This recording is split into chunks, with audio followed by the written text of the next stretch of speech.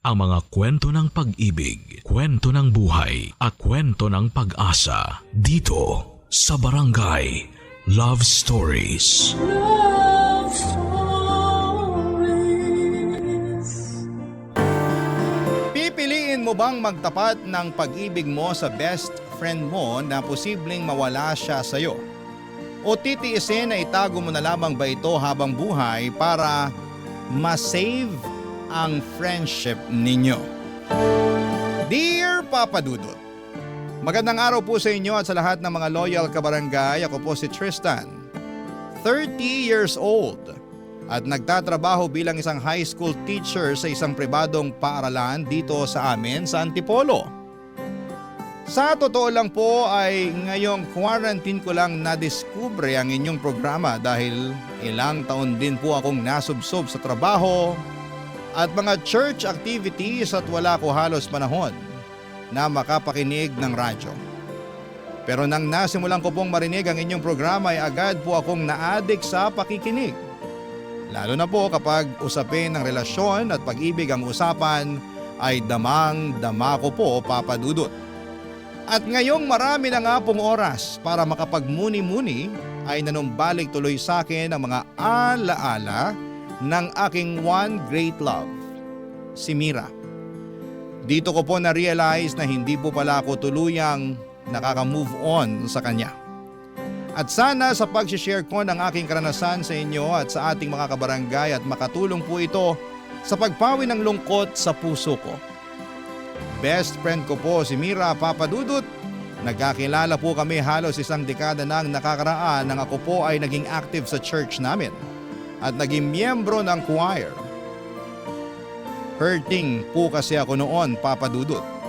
Kakagaling ko lamang kasi sa isang breakup sa first girlfriend ko na si Ria for 3 years. Pinagpalit po kasi ako ni Ria sa ibang lalaki, Papa Dudut. Pinagpalit niya ako sa mas gwapo, mas mayaman at mas bad boy. May pagka-nerd po kasi ako at simpleng tao lamang at mga gusto sa buhay.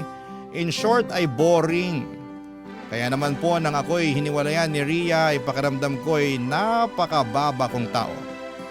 Sa isip ko ay ginawa ko naman ang lahat, naging loyal ako, naging mabait, naging mapag-alaga sa kanya, pero bakit pinagpalit pa rin ako sa iba? Sana na lang pala ay naging playboy na lamang ako, naging maporma. Kung yun lang naman pala ang makapagpapaligaya sa kanya. Dahil yung pagiging matino kong lalaki ay parang nakasama pa pala, Papa Dudut.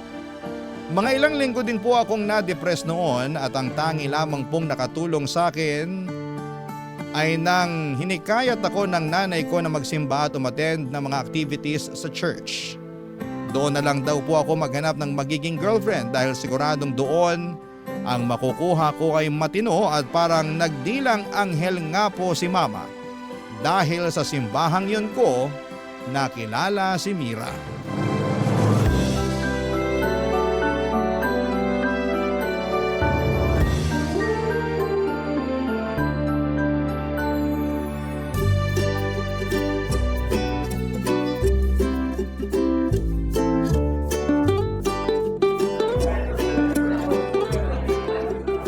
Hi Tristan!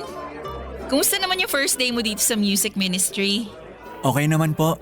Nag-enjoy ako sa practice. Naku, ano ka ba? Huwag mo na akong ipo. Ilang taon ka na ba? 20. O tingnan mo, 21 lang kaya ako. Isang taon lang yung tanda ko sa'yo, no? Ay, sorry.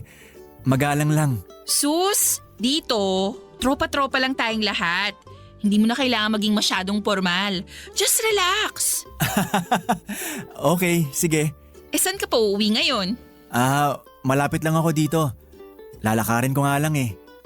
Mabuti naman pala hindi ka nababiyahe. At kapag absent ka sa practice, madali naming ma-check kung tinatamad ka lang pumunta. Joke! Uy, hindi. Sobrang enjoy ako. Actually, nung high school ako, kasali na rin naman ako sa school choir. Pero nung nag-college, ayun, medyo naisantabi ko yung pagkanta. Tapos ngayon, masaya ako na nakabalik na ulit ako sa choir at nagsaserve pa ngayon kay Lord. Nakabalik na sa tamang landas. Good! Good! Welcome home! Actually, kaming lahat dito halos magbabarkada na. At masaya rin kami na nadagdagan na naman kami. By the way, sa Sabado nga nagbabalak sila na manood ng sine. Dali, isama ka na. Kung may girlfriend ka, isama mo na rin siya. Doon na kayo mag-date. Wala. Wala na akong girlfriend. Wala na? Kahihiwalay niyo lang? Oo. 2 months ago. Ay, naku. Sorry. Hindi, okay lang. Medyo nakaka-move on na rin naman ako. Actually, first time nga ngayon na hindi ko siya naisip dahil excited ako sa choir practice. Naku, sorry. Kasalanan ko. Naalala mo tuloy. Sobrang kadaldalan ko.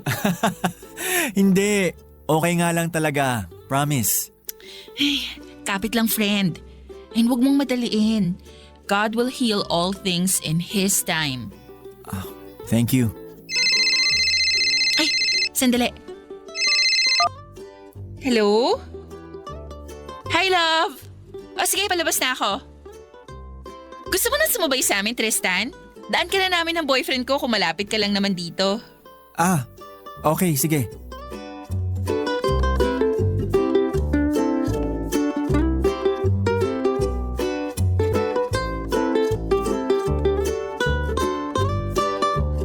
Papa Dudut, maganda po. Si Mira, mabait pala kaibigan. Siyang head ng music ministry sa church namin. In short, hindi mahirap mahalin. Kaya naman po simula pa lamang ay naging crush ko na agad siya. Pero dahil nga may boyfriend siya, ay naisip ko na po agad na hindi na po pwede. At the same time ay medyo healing pa rin po ako noon sa ex-girlfriend ko.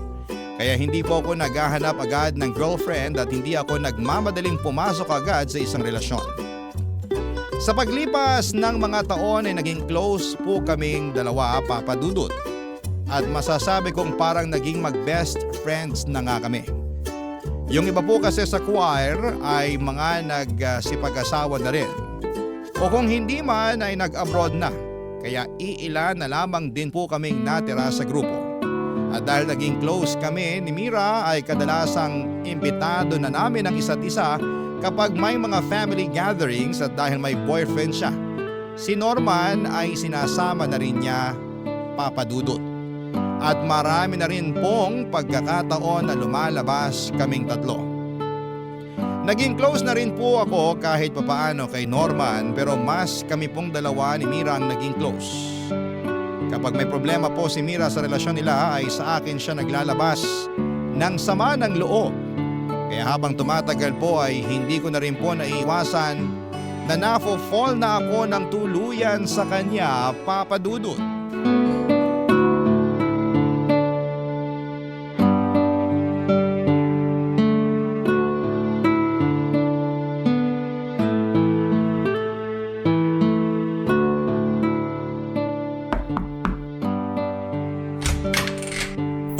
Mira!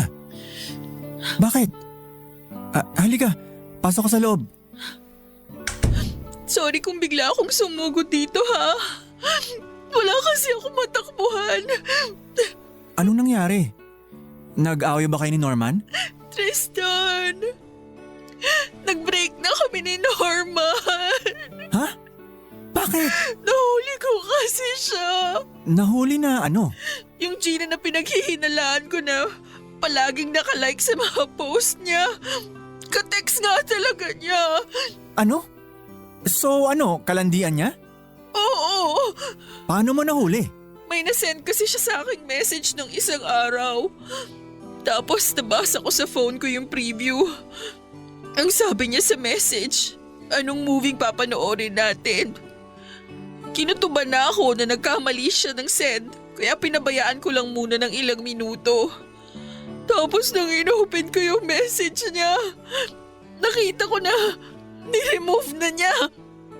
Tapos tinanong ko siya kung ano yung sinend niyang message. Ang sabi niya nagkamali lang daw siya ng send.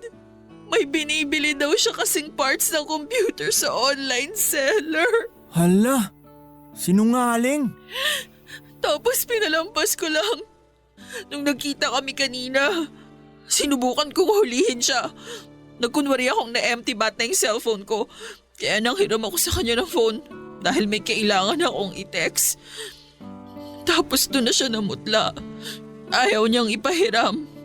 Tinanong ko siya kung bakit ayaw niya. Sabi niya wala daw siyang load. Sabi ko connect na lang sa wifi kasi meron naman dun sa restaurant. Sabi ko kailangan ko lang tawagan yung boss ko. Gamitin ko lang yung messenger niya. Mas lalo siyang umalma. Tapos doon ako may nag-away ng husto. Oo nga naman. Kung wala talaga siyang tinatago, bakit ayaw niyang ipahiram sa'yo? Yan nga eh.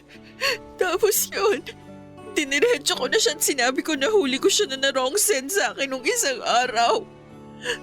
Tinanong ko siya kung sino yung kalandian niya, kung si Gina ba. Mas lalo siyang nainis. Doon na ako nakipaghiwalay sa kanya.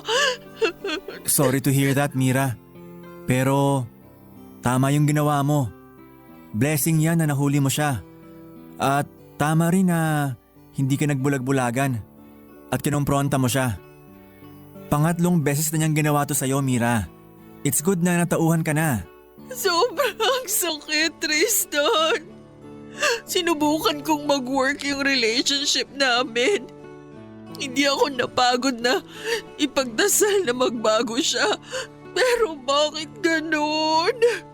Parang hindi naririnig ng Diyos sa mga dasal ko. Mira, nasa Panginoon ang awa, pero nasa tao ang gawa. Yung ikaw na mismo nakahuli, yung nagkamali siya ng send, hindi ba sign na yan ng Diyos? Marami nang binibigay na sign sa'yo ang Diyos dati na makipaghiwalay ka na kay Norman, pero hindi mo pinapakinggan. Ang sakit, Tristan. Sobrang sakit. 8 years na kami ni Norman. Nag-uusap na nga kami ng kasal eh. Huwag mong panghinayangan ng panahon, Mira. Kasi kung noon ka pa nakipaghiwalay sa kanya, di dapat hindi ka rin ganyang katagal nagsakripisyo. Kaya ngayon, Mira, parang awa mo na. Panindigan mo na yung desisyon mong makipaghiwalay. Magkaroon ka na ng lakas ng loob na iwanan siya.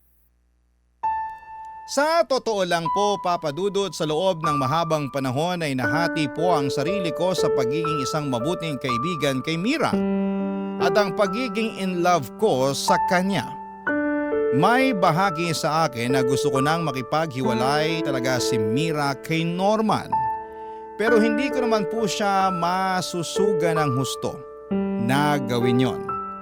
Dahil bilang isang kaibigan naman ay hangad ko lamang ang mapabuti at sumaya si Mira. Isa pa po ay medyo nagigilty ako dahil kung sakasakali ay magmumuka akong abangers sa kanya. Kaya naman sinubukan ko po talaga na magpigil ng tuluyang ma-inlove sa kanya kahit na hirap na po ako.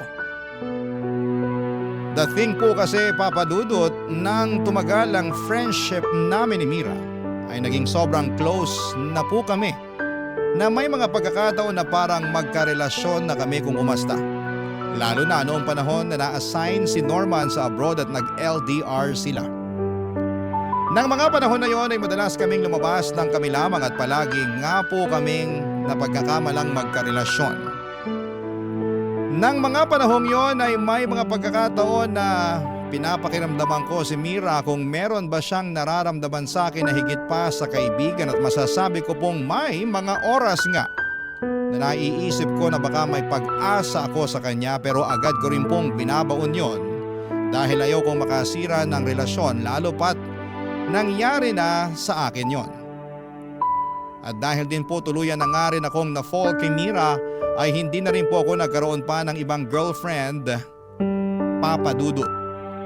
Yung makasama ko lamang siya, kahit pa kaibigan lang ang trato niya sa akin, para sa akin ay nagiging sapat na yon. Nang mga panahong magkasama kami at masayang dalawa, Papa Dudut.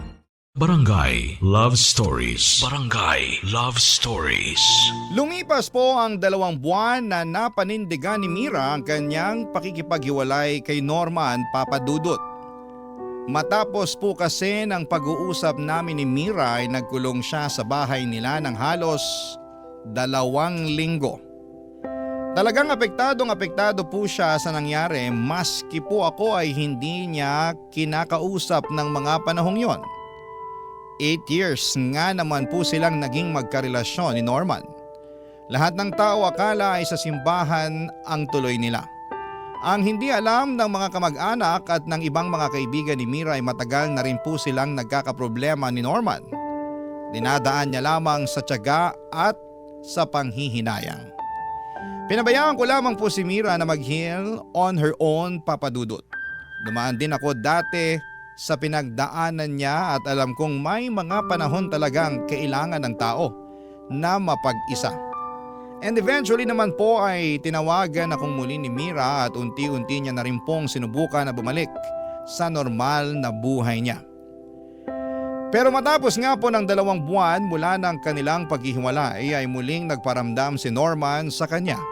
Gusto daw pong makipagbalikan. At itong si Mira naman ay marupok. Bumigay din at pumayag na bigyan pa ulit ng isa pang chance si Norman.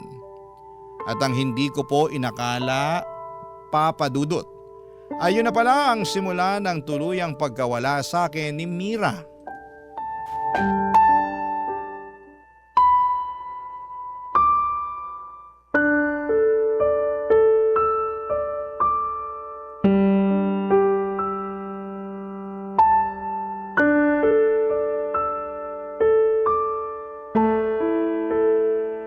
Tristan, meron akong problema.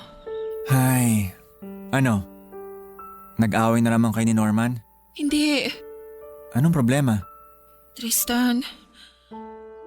Buntis ako. Ha? Tristan, naguguluhan ako. Alam na ni Norman? Hindi pa. Ilang buwan na? 2 months na akong delayed. Nag-test ako kanina. Positive.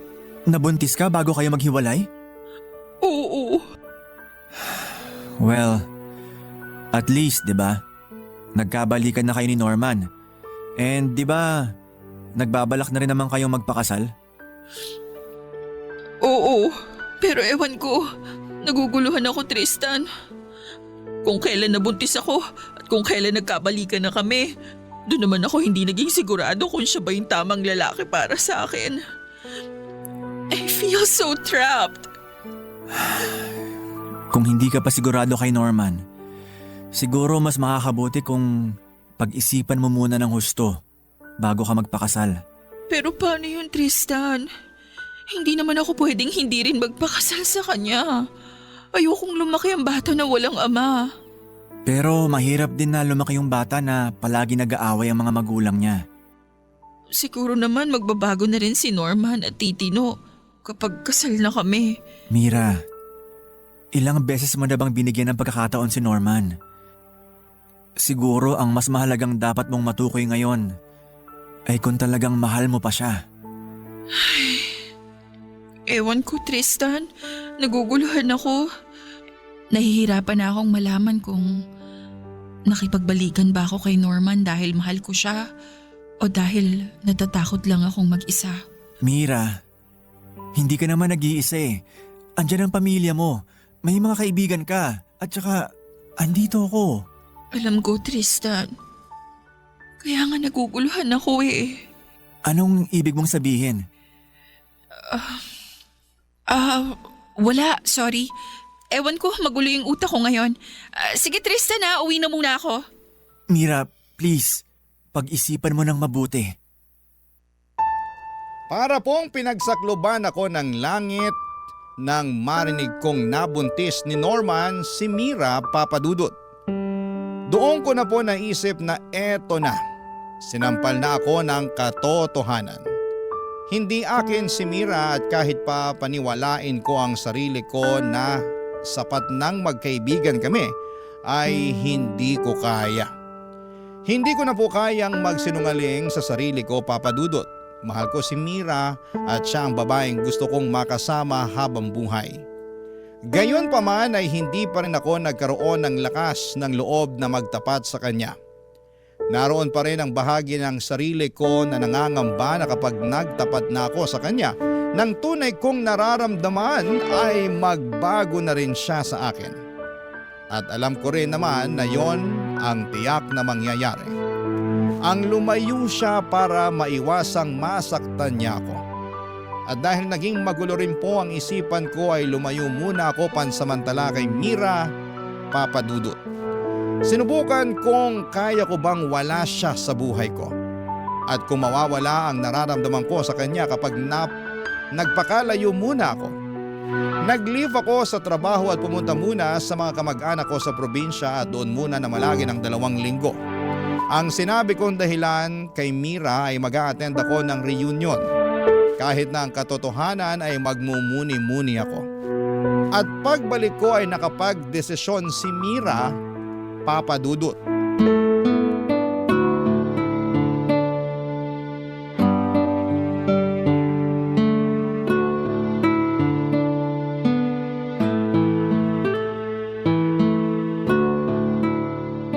Kumusta yung reunion nyo? Okay naman, masaya. Noon lang kasi ako ulit nakauwi sa probinsya eh.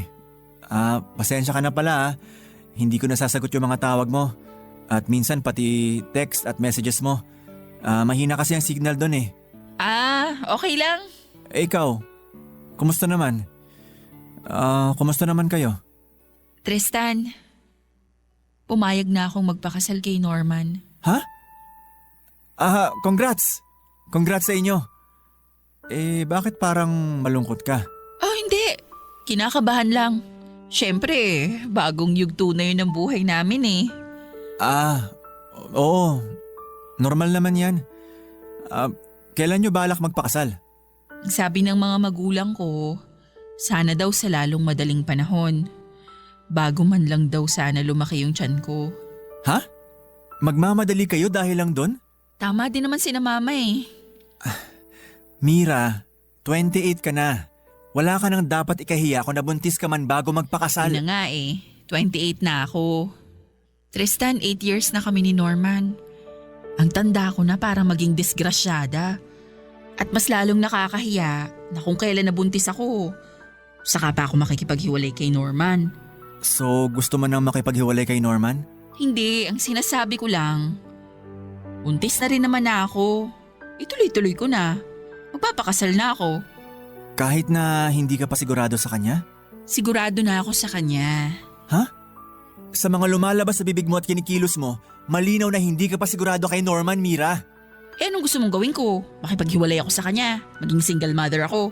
Ang gusto ko magpakasal ka kay Norman kung mahal mo pa siya. Tristan, hindi na lang tungkol to sa pagmamahal eh. Hindi na mahalaga kung mahal ko pa siya o hindi. Lumampas na kami sa estadong ganun. Ito ang nararapat na gawin.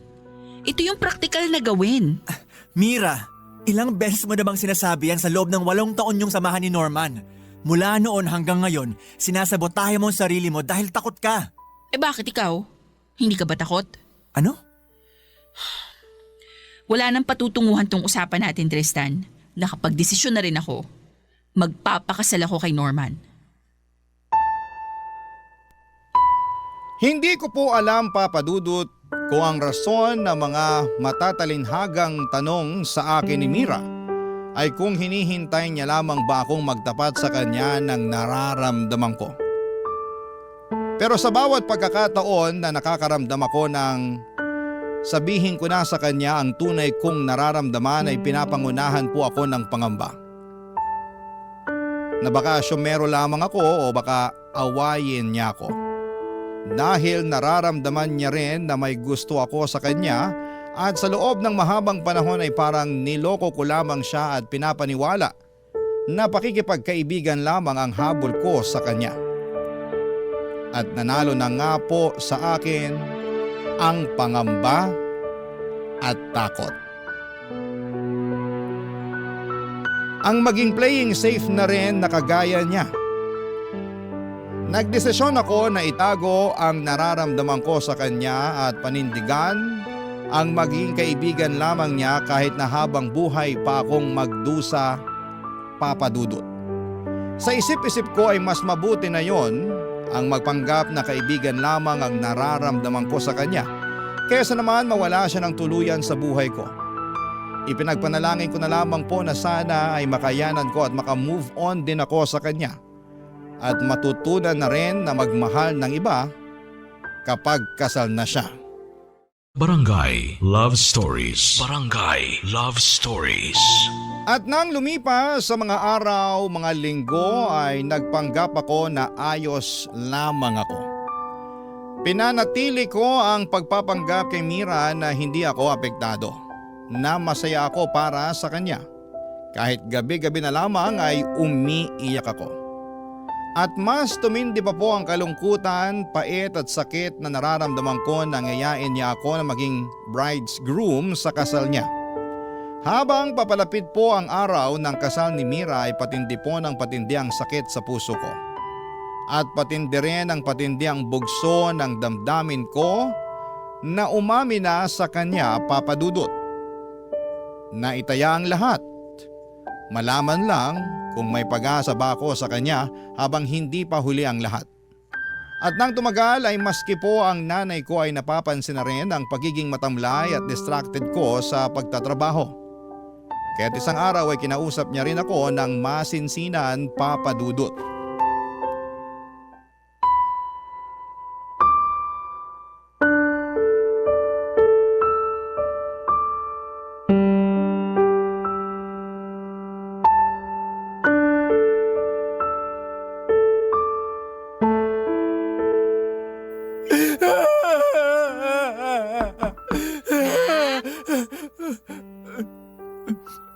Bakit po, Ma? Pwede ba tayong mag-usap? Sige po. Sandali lang po.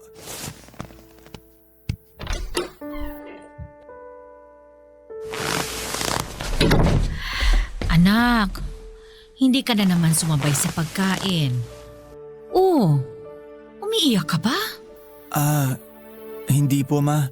Ano po, na-allergy lang ako sa alikabok. Di ko pa po kasi nalilinis ang kwarto ko. Sinisipon po ako. Anak, ilang linggo ka ng ganyan. Kadalasan, puyat ka rin.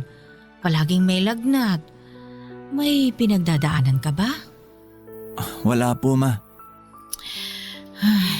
Umamin ka na sa akin. May kinalaman ba yan sa pagpapakasal ni Mira? Wala po. Bakit nyo naman naisip yun?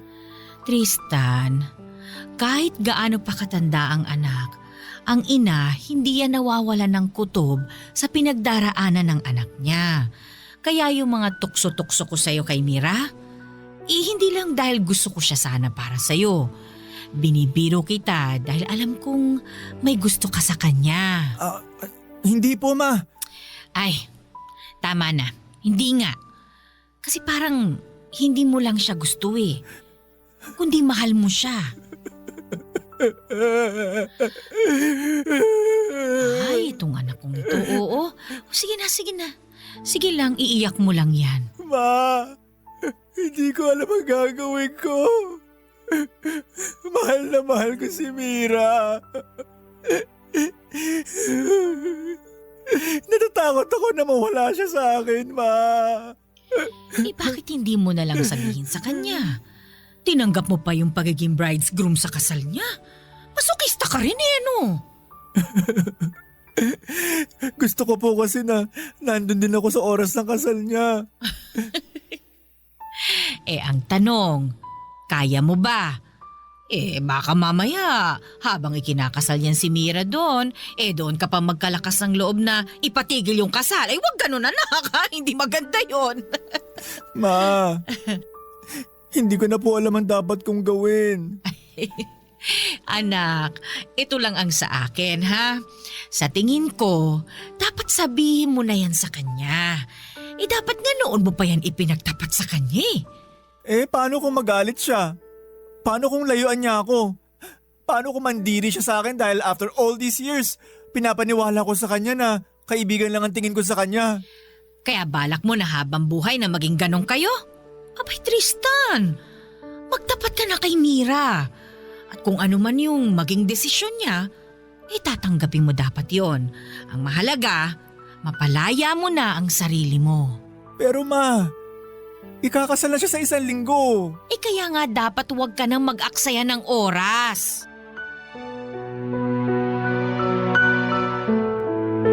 Pakiramdam ko po ay nakahinga ko ng husto matapos naming mag-usap ni Mama. Sa loob po kasi ng maraming taon ay wala akong nasabihan ng nararamdaman ko kay Mira. Sino pa nga naman ba ang pagsasabihan ko tungkol sa nararamdaman ko? Kung ang taong pinakamalapit at pinagkakatiwalaan ko ang siyang mismong pinipigilan kong mahalin. Matapos nga po naming mag-usap ni Mama Papa Dudut ay doon po ako nagkaroon ng kaunting liwanag at lakas ng loob na magtapat kay Mira bago pa mahuli ang lahat. Naging mahirap pong humanap ng oras na bakante kay Mira dahil ilang araw na lamang po ang nalalabi bago siya ikasal. Pero nang sinabi ko po na magbaback out ako bilang bridegroom niya ay doon na po naalarma si Mira at kinancel niya po ang dapat niyang pupuntahan. At nakipagkita po siya sa akin sa park sa may simbahan, kung saan ay madalas din kaming tumambay matapos ng aming choir practice, Papa Dudut.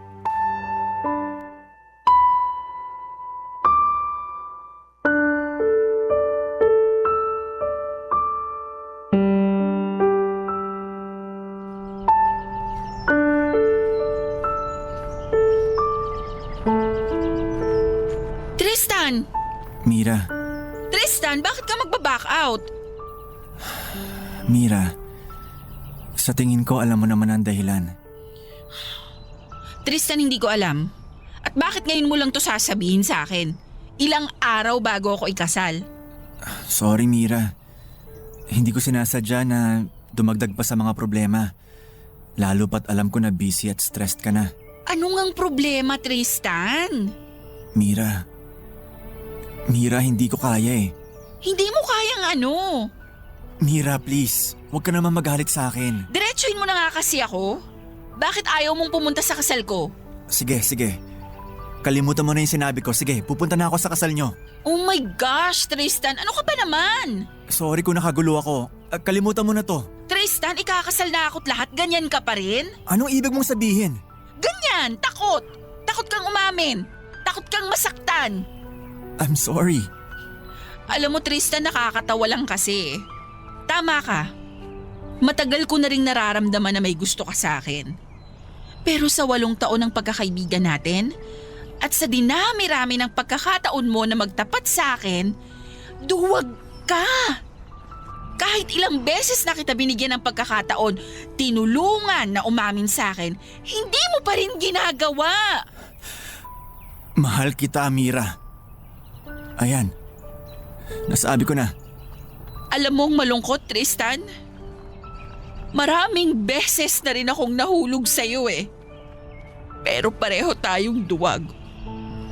At itong huli, nung nakipaghiwalay ako kay Norman, ang dami kong binigay na pagkakataon sa iyong umamin.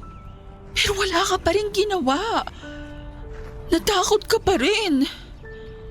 Kaya doon ko na-realize na di mo talaga ako mahal. Mira, mahal na mahal kita. Kung alam mo lang kung ilang gabi na akong iyak ng iyak. Tristan, hindi naman nasusukat sa pag-iyak-iyak yung pagmamahal eh. Nasusukat yan sa ginagawa. At wala kang ginawa. Kung talagang mahal mo ko, dapat nagkaroon ka ng lakas ng loob. Dapat pinaglaban mo yung nararamdaman mo. At si Norman, kaya ka ba niyang ipaglaban? Siya ba ang tamang lalaki para sa'yo kahit na ilang beses kanyang niloko at sinaktan? Tristan, nakapagdesisyon na ako.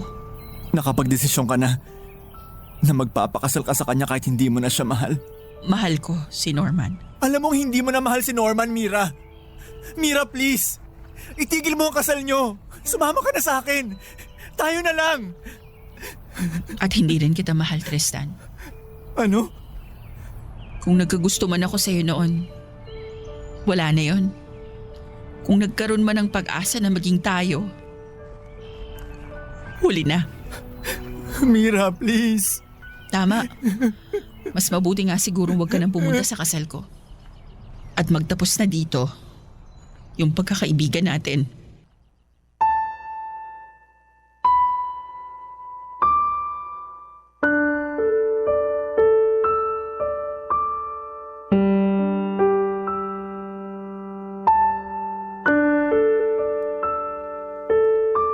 Iniwan po ako ni Mira na humahagulhol sa likod ng simbahan, Papa Dudut.